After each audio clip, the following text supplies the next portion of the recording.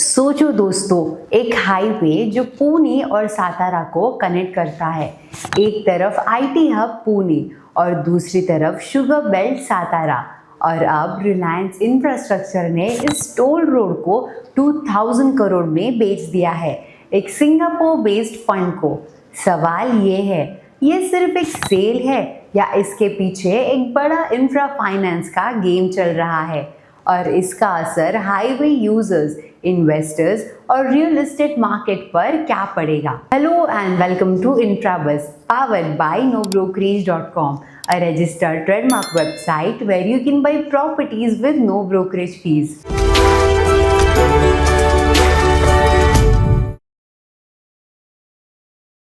आज के इस स्पेशल डीप डाइव में हम डिटेल में समझेंगे रिलायंस इंफ्रा ने Pune Satara highway toll road क्यों बेचा, इस टोल रोड की स्टोरी क्या है कंस्ट्रक्शन से लेके आज तक, बायर कौन है, क्यूब हाईवेज और उनका इंटरेस्ट क्यों है इंडियन रोड्स में। इस डील का इम्पैक्ट रिलायंस इंफ्रा के डेप्थ और फाइनेंशियल्स पर, टोल यूजर्स और कम्यूटर्स के लिए क्या चेंजेस आएंगे, रियल एस्टेट और लैंड वैल्यू पे इसका असर क्या हो सकता है, और फाइनली ये डील इंडिया के इंफ्रा मोनेटाइजेशन मिशन का पार्ट कैसे है। तो चलिए स्टेप बाय स्टेप समझते हैं पुणे सातारा टोल रोड की कहानी। सबसे पहले background. Pune Satara toll road एक 140 किलोमीटर का स्ट्रेच है जो नेशनल हाईवे 48 का हिस्सा है। ये 6 लेन और 4 लेन सेक्शंस में डिवाइडेड है और वेस्टर्न इंडिया के बिजिएस्ट कॉरिडोर्स में से एक है। इससे डेली 50,000 प्लस व्हीकल्स पास करते हैं, ट्रक्स, बसेस और कार्स सब। रिलायंस इंफ्रा को इस प्रोजेक्ट का कंसेशन मिला था 2010s के अर्ली फेज में, जब गवर्नमेंट ने पीपीपी मॉडल, बीओटी, बिल्ड और प्रीट ट्रांसफर पुश किया था। टोल कलेक्शन यहाँ से एक बड़ा रेवेन्यू सोर्स था, लेकिन डेब्ट और डिस्प्यूट्स के वजह से रिलायंस इंफ्रा काफ़ी स्ट्रेस में आ गई और इसी वजह से उन्होंने डिसाइड किया अब वक्त है इसे बेचने का। रिलायंस इंफ्रा ने सेल क्यों किया? तो रिलायंस इंफ्रा जो अनिल अंबानी ग्रुप का हिस्सा है, पिछले 10 साल से डेब्ट के प्रेशर में है। कंपनी के पास 2024 तक 6000 प्लस करोड़ का डेब्ट था। इंटरेस्ट बर्डन बढ़ रहा था और इंफ्रा प्रोजेक्ट से कैश फ्लो कम हो गया था। टोल डिस्प्यूट्स और लिटिगेशन भी चल रहे थे NHAI के साथ। ये सेल उनके लिए एक एसेट मोनेटाइजेशन मूव है। 2000 करोड़ का डायरेक्ट कैश इनफ्लो, डेब्ट रीपेमेंट और बैलेंस शीट स्ट्रेंथन करने का चांस। कंपनी अपने कोर बिजनेसेस पे फोकस कर पाएगी, जैसे पावर डिस्ट्रीब्यूशन और EPC। लेकिन जब एक सेलर बेचता है तो एक बायर भी होता है जिसका अपना इंटरेस्ट होता है। तो अब देखते हैं क्यूब हाईवेज की कहानी। क्यूब हाईवेज है कौन? क्यूब हाईवेज एंड इंफ्रास्ट्रक्चर एक सिंगापुर बेस्ड फंड है जिसका फोकस सिर्फ टोल रोड्स और इंफ्रा एसेट्स पर होता है। ये IFC, वर्ल्ड बैंक ग्रुप, आई स्क्वायर्ड कैपिटल और ADIA, Abu Dhabi investment authority जैसे इन्वेस्टर्स से बैक्ड है। उनके पास इंडिया में ऑलरेडी 8000 प्लस लेन किलोमीटर रोड्स का पोर्टफोलियो है। स्ट्रैटेजी सिंपल है, long term annuity income generate करना थ्रू टोल्स। यानी क्यूब हाईवेज के लिए ये एक गोल्डन डील है। पुणे सातारा जैसे बिजी कॉरिडोर से स्टेबल टोल रेवेन्यू मिलेगा। अब सवाल है, इस डील का डायरेक्ट इम्पैक्ट रिलायंस इंफ्रा के फाइनेंशियल्स पर क्या होगा? रिलायंस इंफ्रा की balance sheet.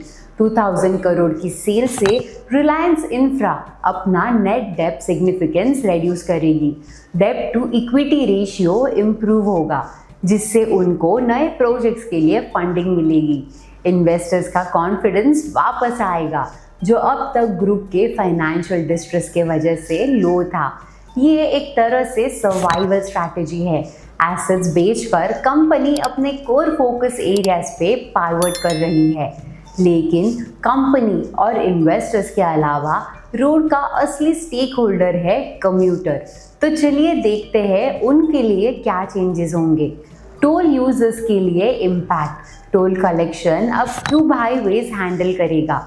Tolls inflation linked होते हैं तो फ्यूचर में चार्जेस थोड़े बढ़ सकते हैं, लेकिन यूजर्स एक्सपेक्ट कर सकते हैं कि सर्विस क्वालिटी और रोड मेंटेनेंस बेटर हो, क्योंकि क्यूब के पास डेडिकेटेड फंड्स होते हैं अपकीप के लिए। Over time electronic tolling, FASTag, ANPR cameras और स्मार्ट इंफ्रा अपग्रेड्स भी आ सकते हैं, यानी कम्यूटर्स के लिए थोड़ा कॉस्ट ज़्यादा हो सकता है, लेकिन सर्विस क्वालिटी इम्प्रूव होगी। अब बात करते हैं रियल एस्टेट मार्केट की। Real estate impact, Pune Satara corridor पर ऑलरेडी काफ़ी इंडस्ट्रियल जोन्स और रेसिडेंशियल क्लस्टर्स ग्रो कर रहे हैं। रिलायबल कनेक्टिविटी और टोल रोड के मेंटेनेंस से नियर बाय एरियाज जैसे शिरवड़, वाई और सातारा के आउटस्कर्ट्स में लैंड वैल्यू इंक्रीज होगी। लॉजिस्टिक्स और वेयर हाउसिंग हब्स के लिए ये कॉरिडोर और अट्रैक्टिव बन जाएगा। डेवलपर्स के लिए भी ये पॉजिटिव सिग्नल है। स्टेबल हाईवे इंफ्रा मतलब बायर्स का कॉन्फिडेंस ज़्यादा, लेकिन हर डील के अपने चैलेंजेस और कंट्रोवर्सीज भी होते हैं। चैलेंजेस और क्रिटिसिज्म, रिलायंस इंफ्रा के खिलाफ पहले भी टोल कलेक्शन डिस्प्यूट्स रहे हैं। यूजर्स ने ओवरचार्जिंग का कंप्लेंट किया था। अब क्यूब हाईवेज को इंश्योर करना होगा कि ट्रांसपेरेंसी बनी रहे।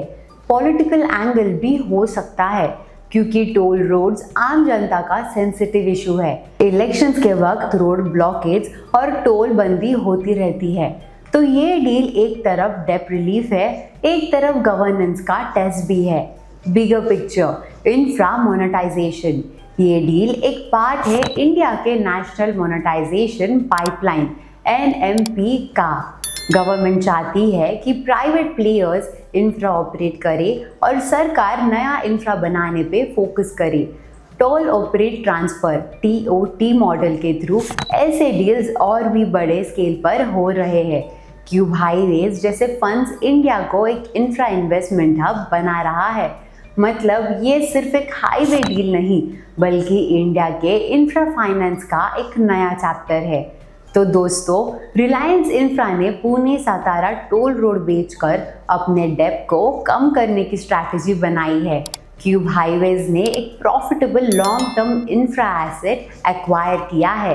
हाईवे यूजर्स को सर्विस क्वालिटी और अपग्रेड्स मिलेंगे, डेवलपर्स और इन्वेस्टर्स को कॉन्फिडेंस मिलेगा और इंडिया के इंफ्रा मोनेटाइजेशन पुश को एक बूस्ट मिलता है। अब मैं आपसे सवाल पूछती हूँ, क्या आपको लगता है ये सेल रिलायंस इंफ्रा के रिवाइवल की शुरुआत है, या फिर ये एक डेस्परेट मूव था डेब्ट के प्रेशर में? अपना ओपिनियन कमेंट में ज़रूर शेयर करें, और हाँ, अगर वीडियो पसंद आया हो तो लाइक करें, शेयर करें और सब्सक्राइब करें InfraBuzz by nobrokerage.com, जहाँ हम आपके लिए लाते हैं वो अपडेट्स जो आपके घर और इन्वेस्टमेंट को स्मार्ट बनाते हैं।